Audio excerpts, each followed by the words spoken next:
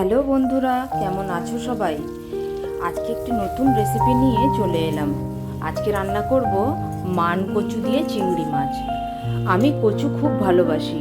তোমরাও জানিও কমেন্টসে কারা কারা কচু খেতে ভালোবাসো। বিভিন্ন ধরনের কচু আমি খেতে খুব ভালোবাসি। তাই আজকে একটা মান কচু 500 গ্রাম কিনেছিলাম, সেটা দুবার সেদ্ধ খেয়েছি। বাকিটা ভাবলাম তরকারি করব। তাই মান কচুটাকে আলু ভাজার মতো ছোট ছোট করে কেটে নিয়েছি সরু সরু করে, আর সেদ্ধ করে জল ঝরিয়ে রেখে দিয়েছি। এবারে চিংড়ি মাছটাকে পেঁয়াজ, রসুন, লঙ্কার গুঁড়ো, নুন এবং হলুদ গুঁড়ো দিয়ে ভালো করে কষিয়ে নিচ্ছি।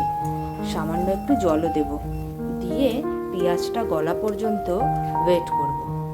প্রায় চিংড়ি মাছ এবং পেঁয়াজ দুটোই ভাজা ভাজা হয়ে গেছে। সামান্য একটু জল দিয়ে দিলাম, না হলে মশলাটা আবার পুড়ে যাবে, পেঁয়াজটাও ভালো করে সেদ্ধ হবে না। এবারে একটু ঢেকে দিই, তাহলে তাড়াতাড়ি হয়ে যাবে।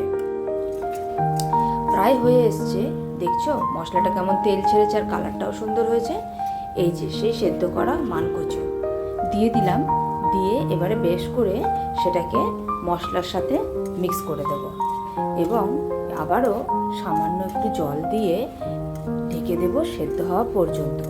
যদিও আমি একটু ভাপিয়ে জল ফেলে নিয়েছি, কিন্তু পুরোপুরি তো সেদ্ধ হয়নি। তো ভালো করে একটু সেদ্ধ করে তারপরে ঢাকা খুলে বেশ মাখো মাখো করে তরকারিটা রান্না করে নেব। আমার তো কচু টচু খেতে খুবই ভালো লাগে। তোমাদের কেমন লাগে? এই মানকেচু বাটা, মানকেচু সেদ্ধ দারুণ লাগে। তাই আজকে ভাবলাম একটু এইভাবেই রান্না করি। তাই ভাবলাম তোমাদের সাথেও রেসিপিটা শেয়ার করে নিই।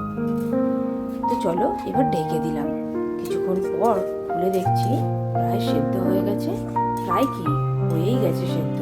আর একটু নড়াচড়া করে নিই, একটু শুকনো শুকনো করে, তারপরে নামিয়ে ফেলবো। বন্ধুরা, যারা আমার এই রেসিপিটি দেখলে তোমরা কারা কারা এরমভাবে করে খাও